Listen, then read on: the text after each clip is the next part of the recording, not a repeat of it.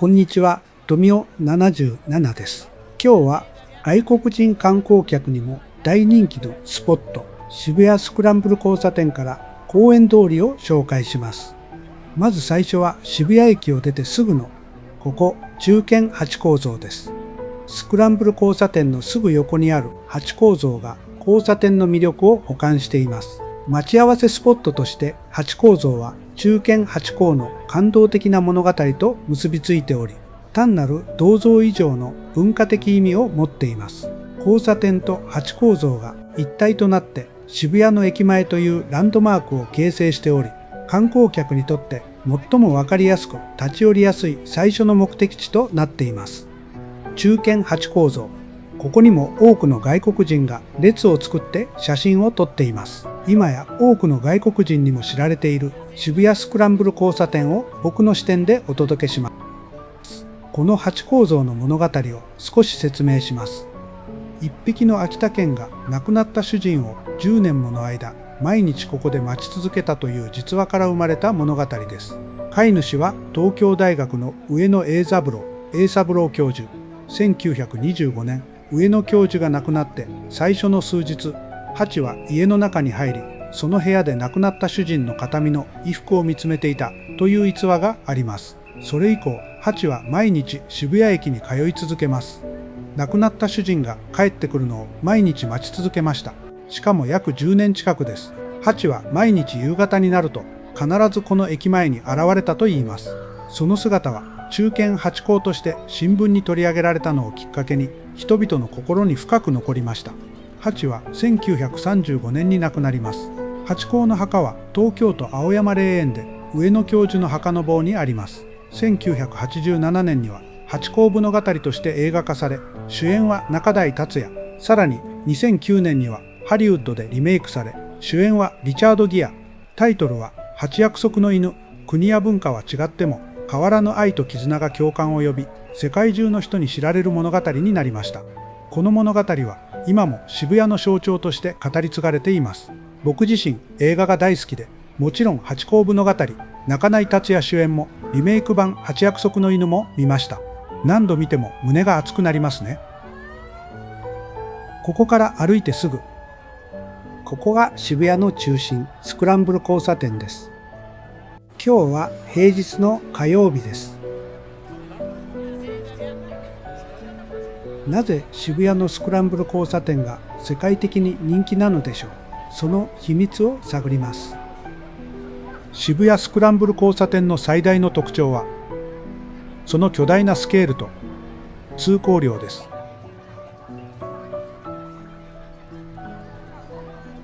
世界最大級の通行量。1回の青信号で最大約3000人もの人々が一斉に横断。お互いにぶつかることなくスムーズに流れが機能する光景は、外国人観光客の目には非常に不思議で驚異的なものに映ります。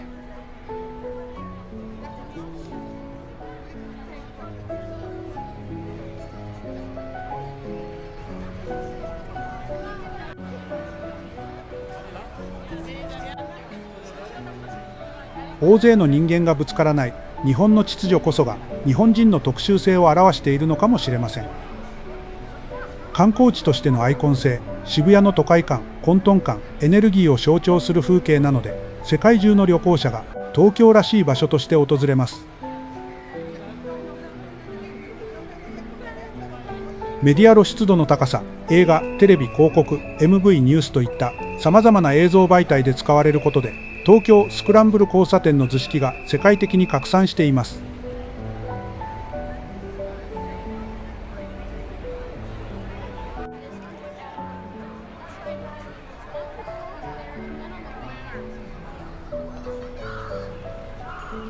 インスタ映え、SNS 映え、上から撮った光景、交差点を渡る人たち、ネオンとのコントラストなどが映えるため、若い人を中心に撮影スポットとして支持されています。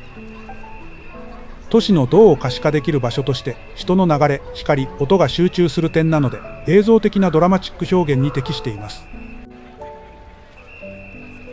交差点のシーンは多くのハリウッド映画や国際的なメディアで取り上げられてきました。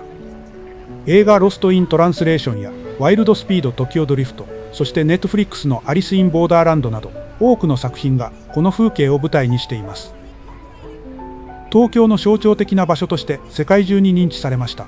交差点を取り囲む巨大なビル群、旧フロントなどの壁面には、大型のデジタルビジョン広告が林立しており、これがニューヨークのタイムズスクエアと並ぶ、現代都市のエネルギーを感じさせる視覚的な迫力を生んでいます。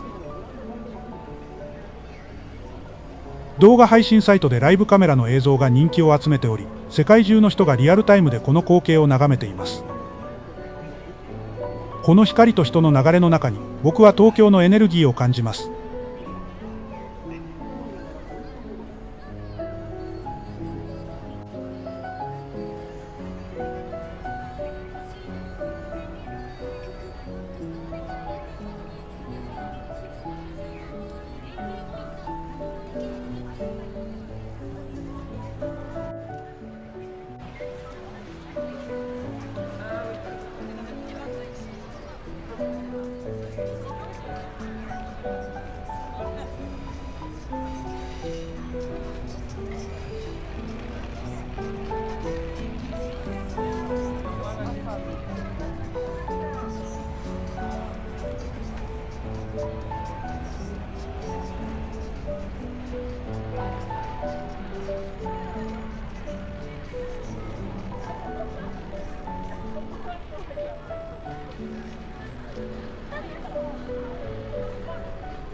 ではスクランブル交差点から公園通りへと向かいます。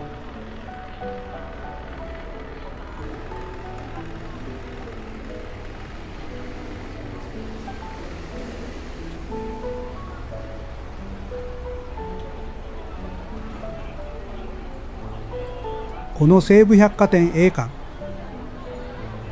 当時ブランド品を揃え、少し高級志向な品揃えが人気でした。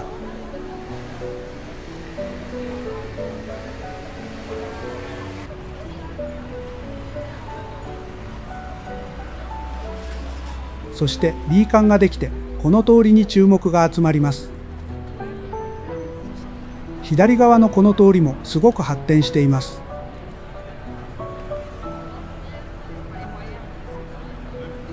信号待ちですが、向こうの左にいる若い男性の髪型、80年代に大流行したフルフヘアと呼ばれていました。また数年前から流行り始めました襟足長めのスタイルで、今見てもかっこよいです。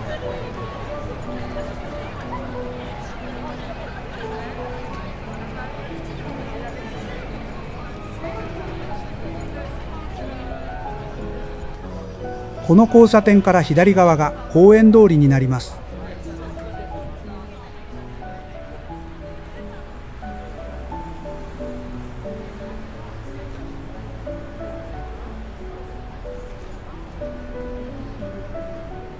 ちょっと通り過ぎました。ああ、ナイキのショップが角にできました。今と昔の画像を並べてみました。左が今の風景、右が昔のこの通りです。時代とともに変わりました。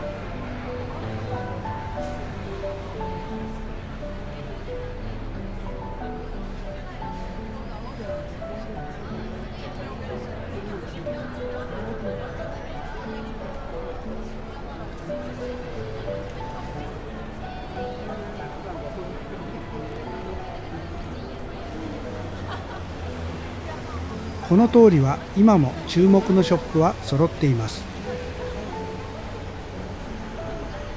ナイキをはじめ、通りの向こうには鬼塚タイガー、楽天、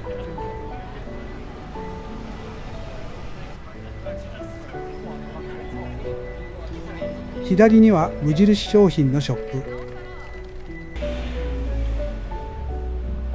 この2階はレストランになっていて、ランチは並ばないと入れないほどの繁盛ぶりです。奥にはパルコです。かつてはパルコ通りと呼ばれ、1970、80年代には若者文化の発信地でした。音楽、アート、ファッション、大きく変わっています。アップルストア、今もショップは時代とともに入れ替わり、活気にあふれています。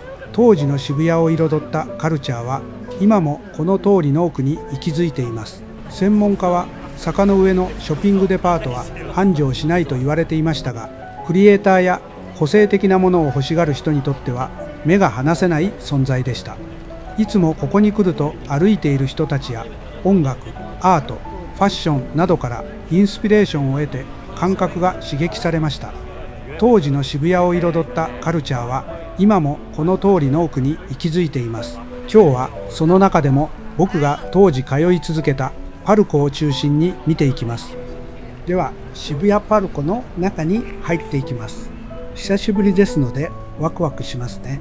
まず1階は世界的なトップブランドが並ぶパルコの顔となるフロアです。1階は有名ブランドが多いので今回はパスします。地下1階と地下2階もパスしますね。地下1階はファッションとは一転して食とサブカルチャーが混ざり合うカオスな空間です。漫画や少しニッチな雑貨、手軽なフードが揃っているので感性を刺激したい時に立ち寄るのがおすすめです。地下2階は個性豊かなレストラン街になっています。全体を見た後にちょっと個性的なグルメを楽しみたいならこのフロアをチェックしてみてください。今回はファッション系を見て回ります。2階です。このフロアは世界的なハイブランドとアバンギャルドなデザイナーブランドが並ぶ最もエッジの効いたエリアです。アンダーカバーや東京発のモードとアクネストゥディオズ、ストーンアイランドなどの海外ブランドが混在し、まさに渋谷らしい尖った個性を放っています。若い人のブランドが多いようですね。はい、左手、アンダーカバーもシンプルで結構好きなブランドです。それでいて少し個性があります。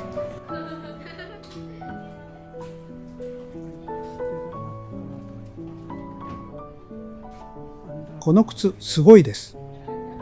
この上着もやはり素材感が素晴らしく着やすそう。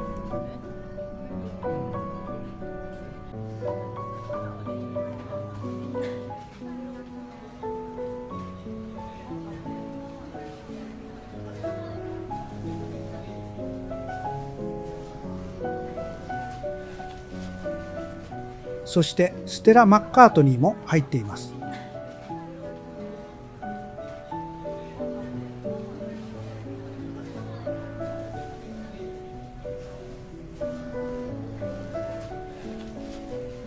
左側はケンゾーです。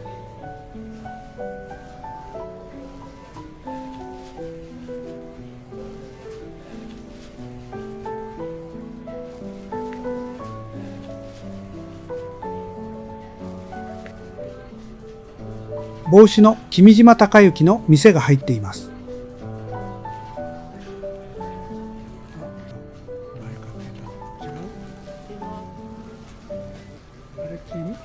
君島じゃなかっ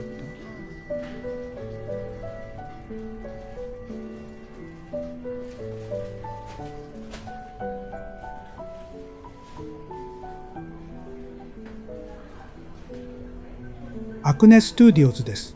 最近このバギーパンツのジーンズは人気があり注目されています。僕も好きです。やはりジーンズもかっこいいなと思うものは若い人でも高額なジーンズを履いているようです。かっこいいなと思うものはそれなりに高いブランドジーンズを履いていたりします。高いだけあってやはり価値があります。ただ値段的にはすごく高いのでその価値があるかどうかっていうのはやっぱりその人次第だと思います。やはりアクネストゥディオズのジーンズの場合はなんか違いますね。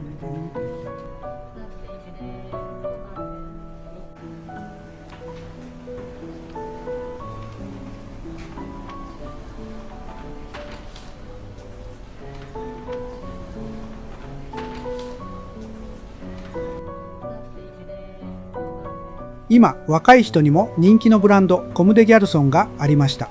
今やコムデギャルソン、ヨウジ、山本と並んで世界的ブランドになりました。僕はコムデギャルソンとヨウジ、山本が店を開いた時よく通って購入していました。ヘアデザイナーが個性を出せるような洋服がなかったからです。コムデギャルソンの洋服を選択するとき、僕の親がこの洋服干すときにどこが袖だかどこだかわからなくて干すのに困るってよく言っていましたね。そのくらいアバンギャルドっていうことです。当時は表参道からまっすぐ青山通りを抜けて一番奥の方にある根津美術館にまっすぐ進み、右側にフロムファーストビルがありました。フロムファーストビルにあったコム・デ・ギャルソンの店にはよく通ってました。お店の作りもパリのアニエス・ベイの店からヒントを得たような白のタイルで作られていて、洋服のカラーは黒がメインでクリエイティブなデザインが多く、仕事柄僕には合っていました。そういったブランドでしたね。あいつの昔のデザインに似てるな。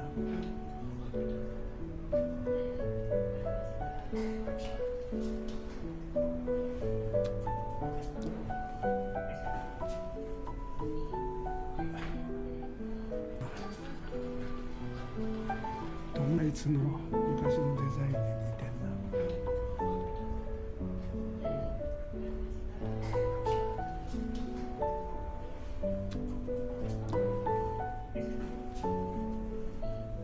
もう一つ最近気になっているブランドでOur Legacyが入っています。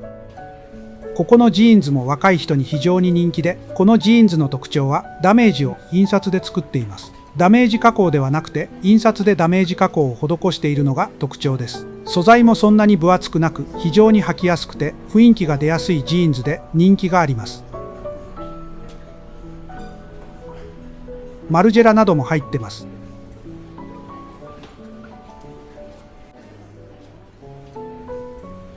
一世意味分けもあります。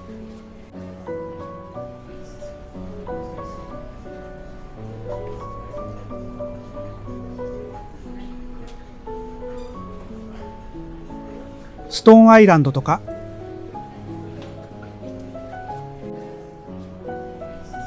ワイズフォーメンリミフはワイズのセカンドブランドでしょう。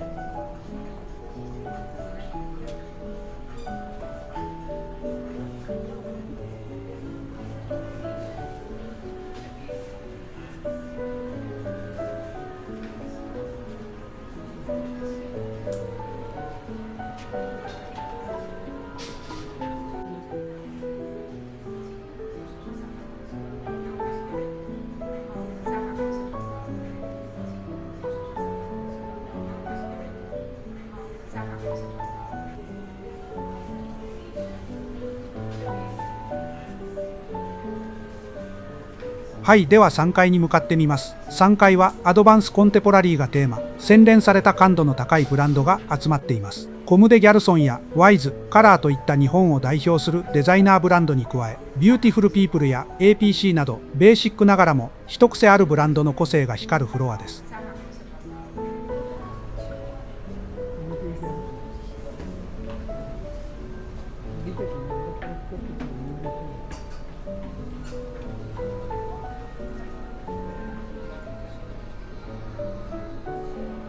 MM ロックメゾンマルジェラ、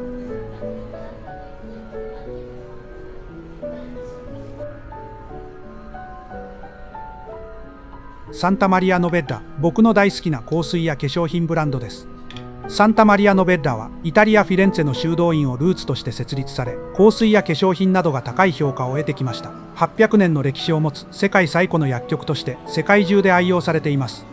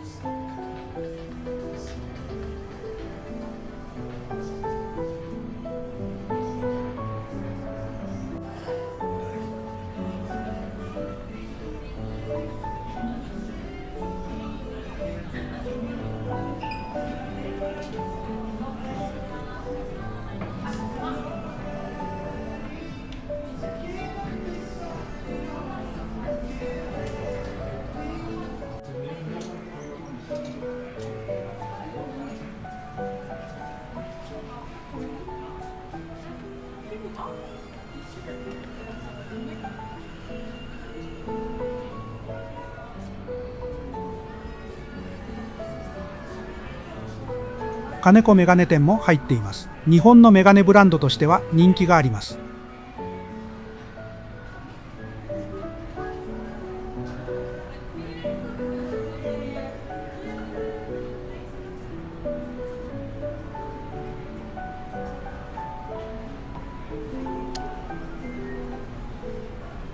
では外に出てみます。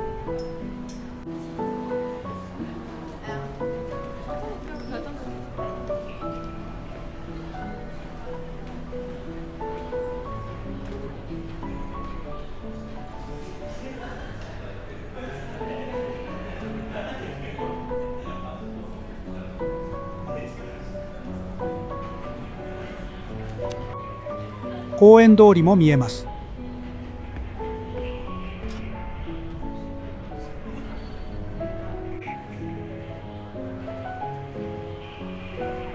はい、このまま下にも行けます。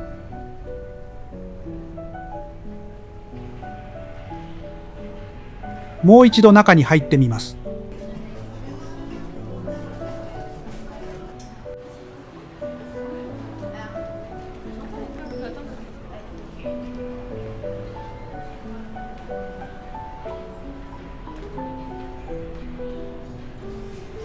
この靴も非常に個性的です。非常に人気があります。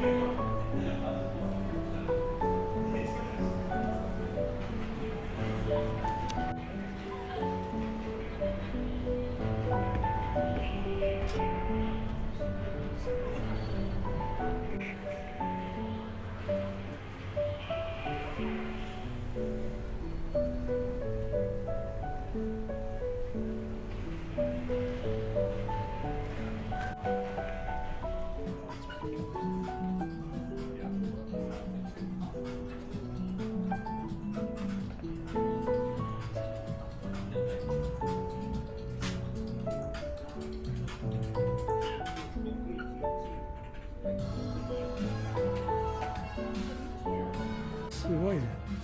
ドリキンがこういうのにはまるわけ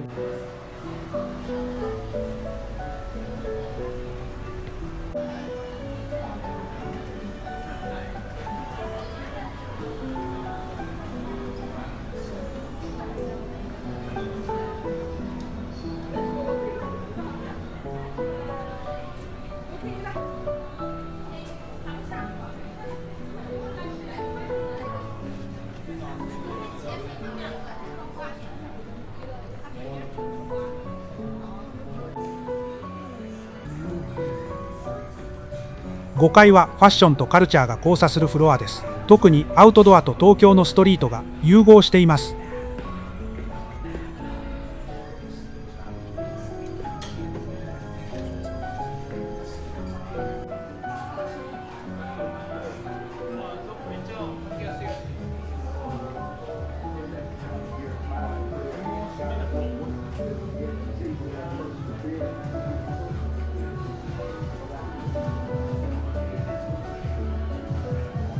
はい、ここはカセットテープをメインに扱っているお店のようです。今ラジカセとカセットをわざわざ買って聞く人が多いということですよね。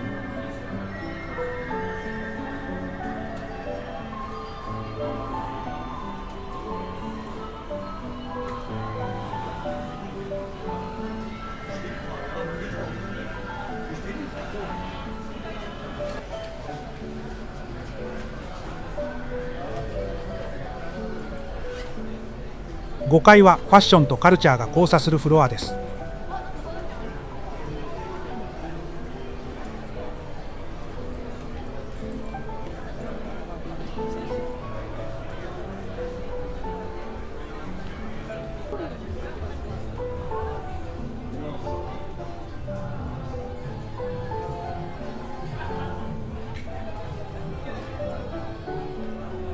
特にアウトドアと東京のストリートが融合しています。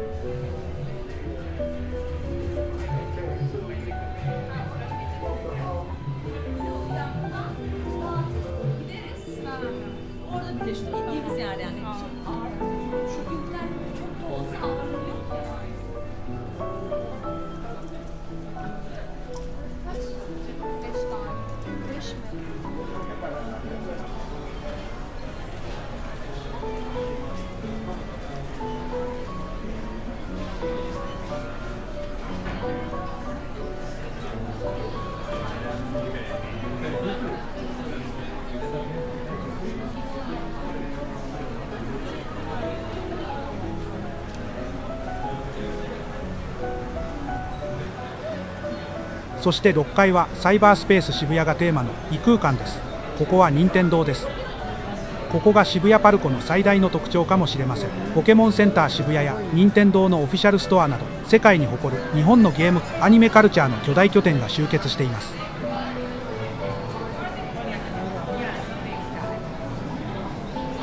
ゲーム関係の店が多く入っています。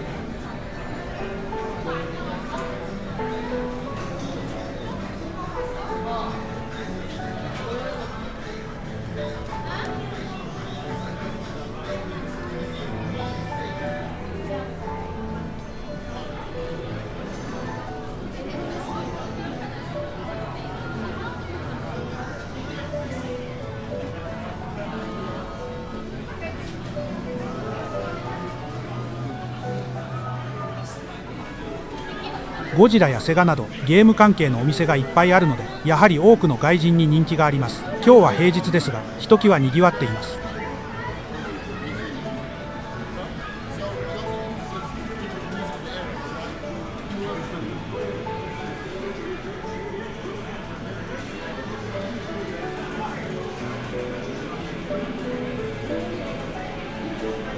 じゃあ降りようかな。ファッションの合間にぜひ日本のポップなエネルギーを感じてみてください。はい、一通り見ましたので、ここから降りたいと思います。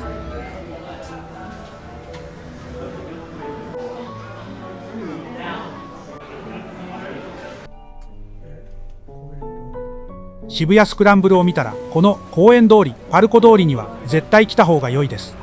これからもう一度スクランブル交差点の方へ戻っていきたいと思います。渋谷の交差点に向かって歩いていると、結構観光客が乗っている公道を走る赤いカートを発見しました。よくこんな光景に出会うことがあります。はい、夜のスクランブル交差点を遠くのビルの上から見た風景です。最近渋谷駅周辺は非常に工事が盛んで、まだ完成まで 2,3 年かかる模様です。完成後はまた新しい渋谷ができて、このスクランブル交差点もどんな表情に変わるのか非常に楽しみにしています。昼間も見たハチ公付近です。夜になってもやはり列をなして交代でハチ公の前で写真を撮っています。まあ平日にもかかわらずだいたい15、6名の列を作って順番に写真を撮っています。昼間もお話ししましたが、やはりこの人混みとこの景観は素晴らしいです。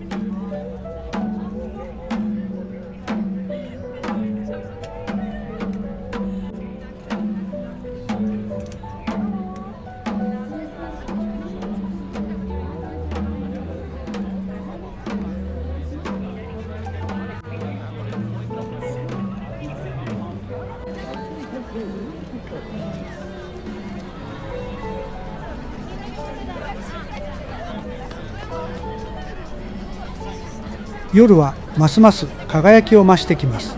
特にビル群に囲まれた綺麗さと、そこに点在するネオンのモニターの素晴らしさ、やはりこのネオンの素晴らしさの中でこのスクランブルを歩く、これはなかなか世界を見てもあまりありません。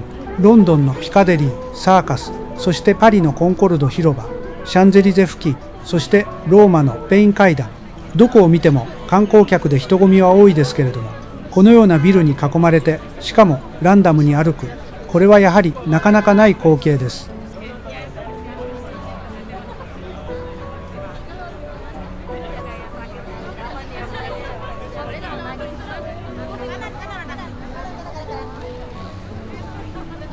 まあ強いて言えばやっぱりニューヨークのタイムズスクエアでしょうか。スクランブルに歩くってなるとなかなかないと思います。しばらくの間この綺麗さを楽しんでみてください。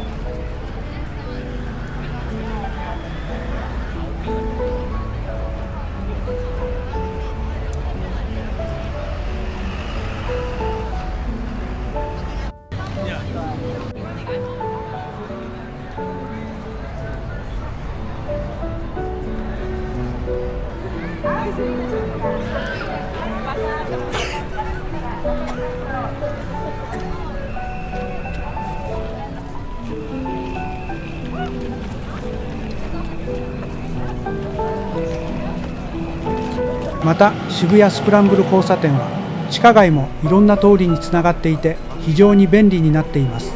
夏の暑い時、冬の寒い時、そして雨が降った場合など外を歩いていくよりも地下を歩いていった方が歩きやすいです。暑さ、寒さを避けられて助けられます。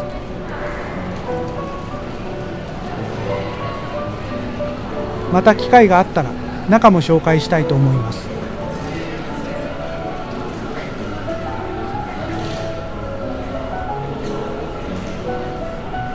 はい、地下街から簡単に出てきましたが、外に出ると大きなモニターに大谷翔平プロの広告です。今や広告の中で大谷翔平を見ない日はありません。まあ、それだけ日本はもちろんのこと、世界でも認知されているのだと思います。ハチ公が待ち続けた場所、そして人がすれ違い出会う交差点。この街には変わらない人の温度があります。富雄アカデミア77ウィスパーブログ。初めての Vlog 渋谷スクランブル交差点よりお届けしました。またお会いしましょう。